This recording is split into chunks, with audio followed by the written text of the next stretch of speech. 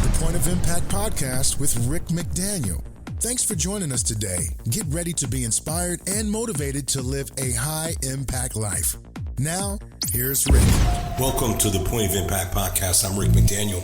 Thank you for joining us today. It's really great. I always say it's great, but I mean it's great to have you with us today.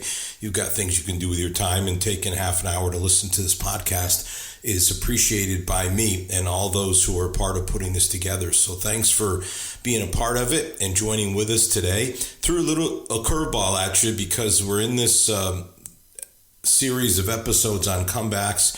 And then I threw in last week a message, and I didn't announce it previously because it kind of happened at the last minute. So let me give a quick explanation about what took place.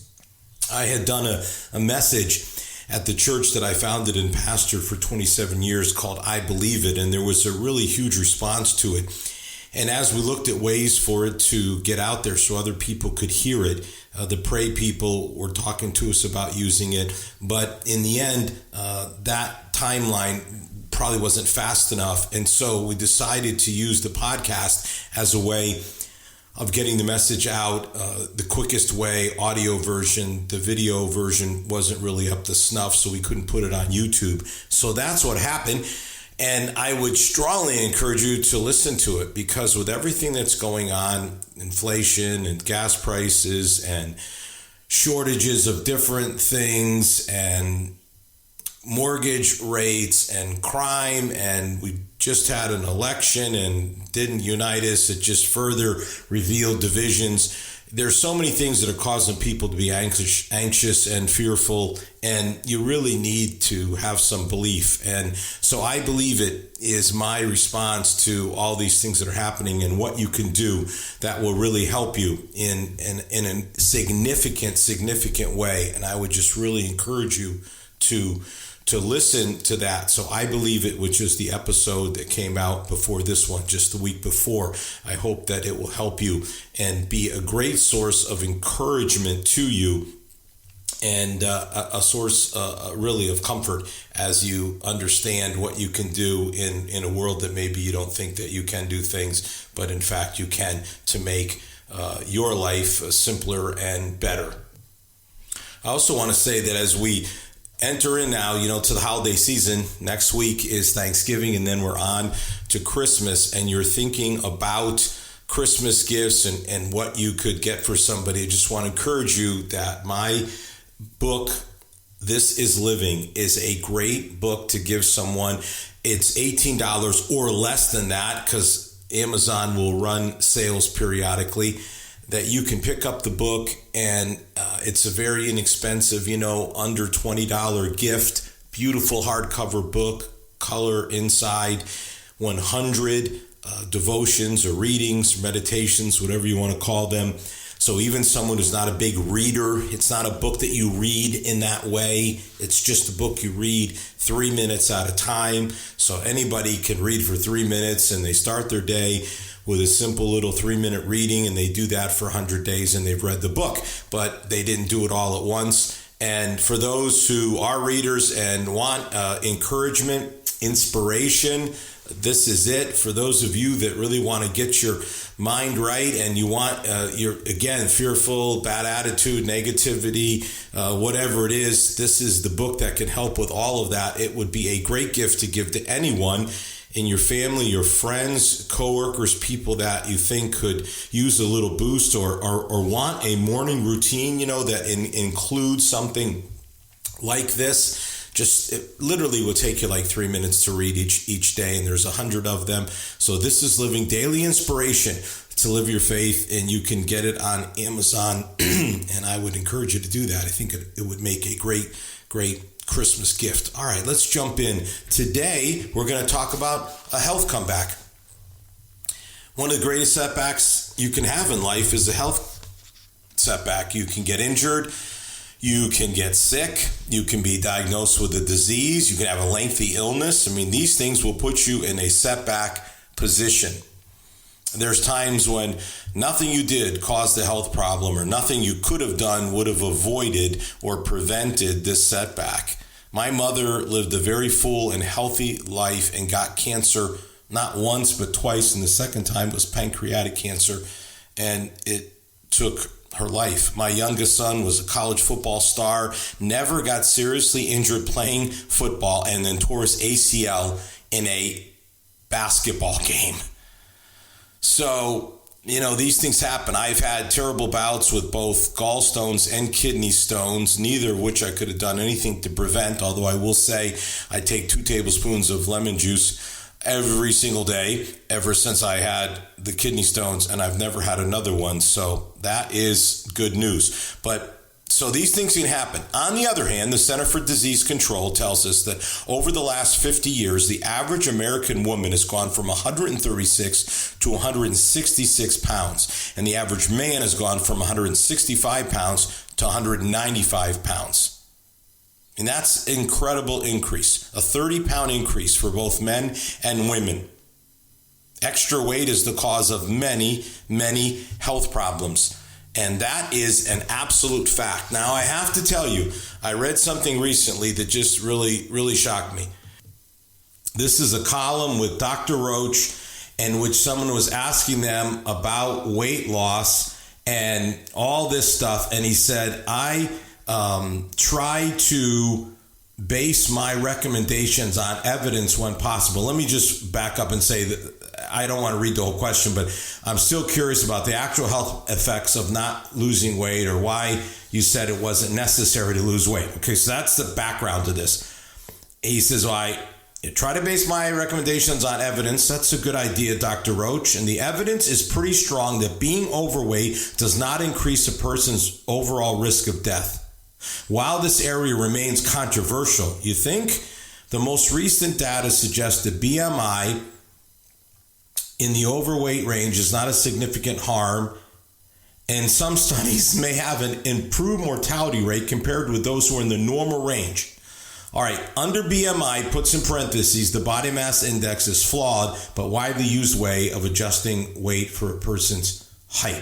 Then he goes on to say, however, people who are obese have a clear worsening in mortality risk. So let's just pause here for a moment. I've read this over like 10 times to try to understand why a guy whose email is at med.cornell.edu, does that mean he's at the Cornell Medical Center, to Your Good Health is the name of the column, and the address is in Orlando, Florida. Why someone would ever in the medical field write such a bizarre answer to this question? I've read it over and over again because it's absolutely not correct. And he says he wants to base it on evidence. And I am a researcher with 2 graduate research degrees, but I am not a medical doctor. But I find this impossible to believe what he's saying. So I've read it over, tried to understand what is this Dr. Roach saying. So a few things. One, I think he is hung up on the BMI. And let me just say, I'm actually in agreement with him on that. I happen to be a guy who is out of whack on the BMI because I am a person who's very large and heavily muscular, but I'm not tall. So even like when I've had like these life insurance exams, they have to prove by my waist versus my chest size and by the size of my biceps and all these shoulders to prove to the people that I am in excellent health. It's just that because I'm large and muscle is twice as heavy as fat, blah, blah, blah. So I get it. I get what he's saying there about the BMI. And to the extent that he was solely talking about BMI, I could actually be with him on that. But what I think is so dangerous is that if he was giving this answer in person, like on radio or on television, where he could explain the nuances, it would be much better. But in the paper, the way it reads with words, it's as if he's saying to people that are overweight, you're fine. The second thing is the idea of mortality as opposed to just quality of life. The difference, and maybe he's trying to parse the difference between the two as if, well, you won't die any earlier, but what about your quality of life? I always tell this story about the time I had 2 8-pound bags of ice that I was picking up for an event, and I threw one on each of my shoulders, and I went into what's supposed to be that quick line with only a few items, and it was like the super slow line. And I stood there minute after minute with those 2 bags of ice on either side of my shoulder. Now, I have really big shoulders, and I have, again, I don't want to go on and on about it here, but plenty of strength. So 16 pounds, but I was amazed at how that wore on me as I just stood there minute after minute. And then when I finally got up there and tossed those bags off of my shoulders to have them scanned so I could pay for them, the difference that it felt, that extra 16 pounds, carrying around that extra 16 pounds, imagine every single second, every single minute, every single hour of every single day. And we could go on and on about the effects that weight has on your joints, on your energy, on your sleep. And then we could get into all the quality of life issues like diabetes and cancer and heart disease. I am just blown away by this. But again, I can only think that he's talking about BMI without having more room to explain himself better, and then somehow parsing the difference between mortality and just quality of life as if the focus is just on mortality and it shouldn't be on quality life. And Dr. Roach, if you hear this, I'd love to talk with you about this, because I think you've done a great disservice to people by seemingly telling them that somehow being overweight's not a problem as long as you don't get obese. All right, well, how about that? Come off of my soapbox, and I will. Okay, back to weight. There's only 2 countries in the world, Tonga and Micronesia, and they're both islands in the Pacific with some very large people. There's Tongans that play in the NFL, and they almost exclusively play on the line because they are very large people. Those are the only people in the world that are heavier than Americans. We are the 3rd heaviest people in the world. The average American is 33 pounds heavier than the average Frenchman. The average American is 40 pounds heavier than the average Japanese person. What is going on? We're eating too much, we're eating the wrong things, and we're not exercising enough. I mean, that's it. There's just no other way around it to get around it. So there are things that can happen to you, as I said, that have nothing to do with you that cause a health setback, and there are things that are very much within your control. So we've got to be able to take these things seriously. From a perspective of the Bible, it tells us that our body is the temple of the Holy Spirit. I mean, that's really something. Like, wow. God has an opinion about it. People who are healthy have less health setbacks. People who can do what they want because of good health are happier people. That's just an absolute total fact. I've traveled all around the world. I can't tell you the times we've been in these incredible places and people cannot go to certain things and visit certain things because they cannot physically do it. And they're missing out on having these incredible experiences because many of these ancient places that I've been to in areas of the world like Greece or Italy or Turkey are places that, they're not modern built, so they're not easy to get around. So it is just really important for us to be able to live healthy. Now, you may say, well, Rick, what are your qualifications? Well, first of all, my mother was a dietitian, so I grew up with that. I was an athlete for years, so I have that. I've also never had a serious health problem. What I just told you, those kidney stones and gallstones, those are my most serious things. I've never spent a night in the hospital. I've maintained a healthy weight my entire life. I've been exercising my entire life. So, listen, I'm not saying I am someone whose field is health and fitness, but I've been around it a lot. I also want to say, by the way, that I do have a sweet tooth. So, I'm not here to say, that I eat perfectly. I love hamburgers and steak, but I try to eat like one a month. That's what I try to do. I love donuts. I think donuts are absolutely delicious. Again, I try to keep it to maybe once a month. So it can be done for sure. You can eat healthy and not completely deny yourself of absolutely everything. So it's so important to be able to have good health and to make a health comeback from a health setback. Again, I want to be fair and balanced here as far as this goes. I don't want to be on one extreme. Fred DeLuca founded Subway, died in 2015. He was 67 years old. He died from leukemia. At the time, there were 44,000 Subway locations. There were more Subways than Starbucks, more Subways than McDonald's. I mean, that's incredible. The guy died far too young. One of the greatest geniuses creatively ever is Steve Jobs. He died at 56 years old of cancer, right? I mean, unbelievable. So Michael Hammond, who is the co-founder of Gateway Computers, and you don't hear much about Gateway anymore, but in the early days of computers, they were huge. He died at 53. So you can, health is not guaranteed, but we need to do everything we can that's within our power to take care of our bodies. The British Medical Journal says that if you'll be physically active, you can add 5.4 years to your life. I mean, physical activity adds over 5 years. We've become too sedentary and it's not good for us. It's just something that we just have to make changes that need to be made. Parade Magazine said that people are eating more yogurt, hummus, fresh fruit, healthy snack bars, and that is good. People are eating less cake and steak and drinking less soft drinks, eating less corn. So these are good things. These are good things. There's no doubt that at the end of the day, it does come down to knowing what you're putting in your body.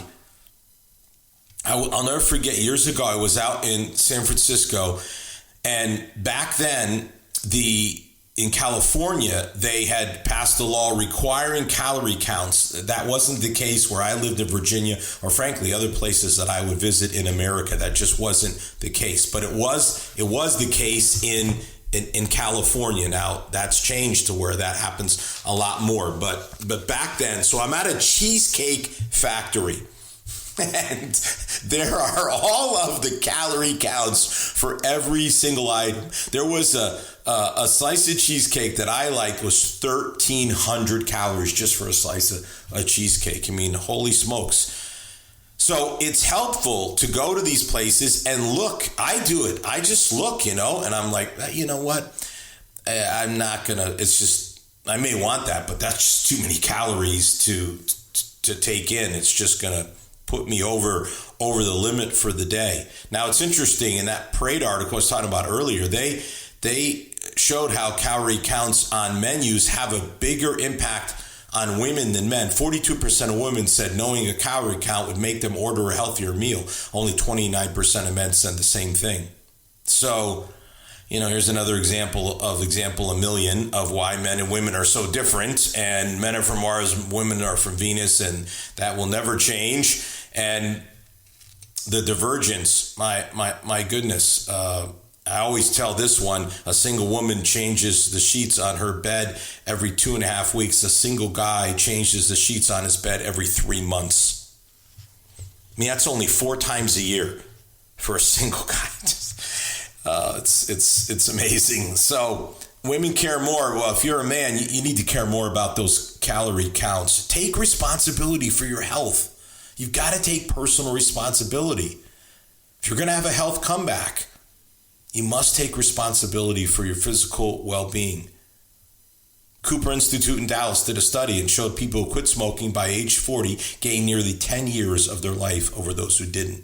So even if you start, at 40, middle age, start exercising in middle age, you'll be healthier as you go into old age or older age. You can start a health comeback right now. The second half of your life can be healthier than the first half. It can happen. My alma mater, Duke University, did a study and reported physically active older people experience less brain shrinkage than sedentary ones, even those who engage in mentally stimulating activities. Isn't that amazing? The physical is actually more significant than the mental activities. Physical exercise is better for your brain. than brain exercises. So it's so crucial that we take care of our bodies. We have to get enough sleep. Sleep is hugely important. The more you sleep, the healthier you are, the happier you are. What else? What can you do? Eliminate bad habits. Smoking's a bad habit. We all know that. I mean, the Surgeon General's come out and told you that. Drinking alcohol, what good does that do for your body? There's some evidence maybe a little bit of wine is okay. Other than that, certainly abusing alcohol, oh my goodness. It's done so many bad things to people's lives, it's not even funny. Of course, mental health is another part of it, being a healthy person. So dealing with mental health issues are hugely important. You need to, if you struggle with something like depression, seek out the right therapy that can help you. You don't have to be a depressed person. You can have a health comeback in your mental health. Not that depression is the only mental health issue.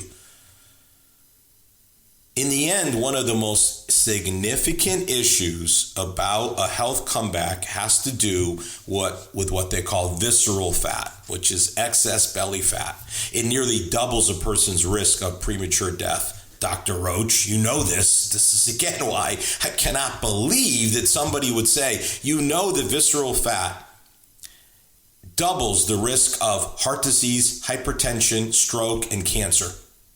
That's according to a European study of 360,000 people in 9 countries. So what is visceral fat? It's the fat around your belly. It's the fat that surrounds all your vital organs. Visceral fat lies deep inside the abdomen. It surrounds the liver and the intestines. Dr. Joanne Manson from Boston Brigham and Women's Hospital says visceral fat acts as an active endocrine organ secreting hormones and chemicals that cause chronic inflammation throughout the body.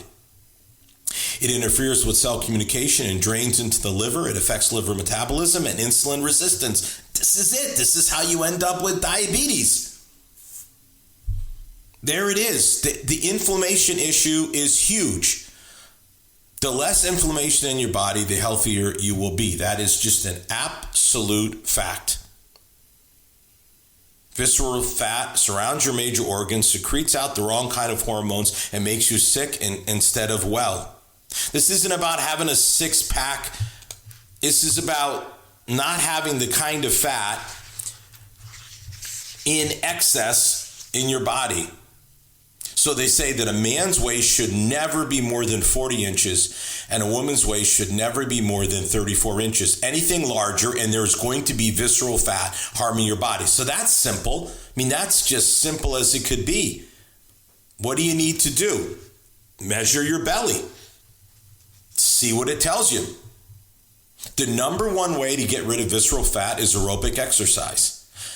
Wake Forest did a study and found that people who solely dieted lost weight, but not belly fat. Cardio exercise burns calories and is the best practice to shrink visceral fat in your body. The fat has to go for you to have a health comeback. Now, is that all? Just your health? Well, come on, it helps your appearance. That makes you happier. You can wear more fashionable clothes. I mean, I know there's a movement now to try to make being overweight okay and put models out there and all the rest. And it's an incredible movement that is really very misguided. It's not helping people whatsoever. So it's important to be able to be healthy. And then, yes, it does allow you to wear the trim fit shirts if you're a man and the skinny jeans for a woman and whatever else. And I don't think it's vanity to want to look your best. You just want to, you want to be able to just feel your best. I was in Florence and there's a tower there that has over 400 stairs. It's very narrow. I mean, really, for like, again, my big shoulders, man, it's narrow and it's old. And there was an overweight woman in front of me, and she had absolutely the most terrible struggle, and her kids wanted her to go faster. And I mean, it was scary. She stopped. She was winded. I mean, not good. Again, same thing on an airplane when you can't sit comfortably in an airplane seat. You know what that's like. Have to get an extender. You just feel absolutely just crunched in there. So it makes you feel better, and it allows you to do more things, and you will live longer, Dr. Roach. There's no doubt about that at all. The British Journal of Sports Medicine says that aerobic exercise can delay or even reverse age-related brain decline, like, Alzheimer's and dementia. The University of Kansas Medical Center found high levels of physical fitness have a positive effect on mental plasticity, which is the brain's capacity for growth and development. The brain can grow. It doesn't stop. Of course, healthy eating. You can't get around the eating part. It isn't just the exercise. And by the way, of course, strength training, which has become much more popular, something I've been involved in my entire life since my early days of football and sports. Yes, strength training. And now they're telling older people to lift weights, and it's fantastic. Because you become a fat burning machine. The more muscle you have, the more you will burn fat even at rest. You will not only that, but obviously you become stronger, and then your bones are stronger, so there's less chance of, I've never had, like a nose and little bones in the hand, but no major bone in the body ever broken. And I mean, I've been into some serious collisions and situations, but you can strengthen your bones. And just, again, the overall ability of what you can do physically is so much better if you lift weights. So weightlifting is enormously important, as well as cardio. I mean, I don't have enough time to get into all of it. But again, just want to say, look, there's a lot going on with food. It's more than just that we like food. Some eat for comfort. Some are emotional eaters to make them feel better. Some use food even as a means of exercising control over their life. They can't control anything else, so they'll control what they eat. They experience disappointments in life and feel too many things are beyond their control. Eating can be a distraction from reality. We're bored, so we eat to distract ourselves from the mundane nature of life. And, some maybe believe that somehow bigger, heavy people, not big people, because big is about muscle, not about fat. But heavy people are jolly people, and that sort of, Santa Claus vision there. But listen, there's many foods you could eat, and there's many foods you shouldn't eat. Eating right will always be a matter of planning and discipline. It takes effort to eat the right things, to eat healthier foods, to avoid high-calorie foods, to eat smaller portions. I grew up with a little Italian mother who made pasta and had bread and dessert at every meal. I mean it, bread and dessert at every meal. So I, grew up playing sports. You burn a lot of calories, no big deal. But, now it's different. Can't have pasta.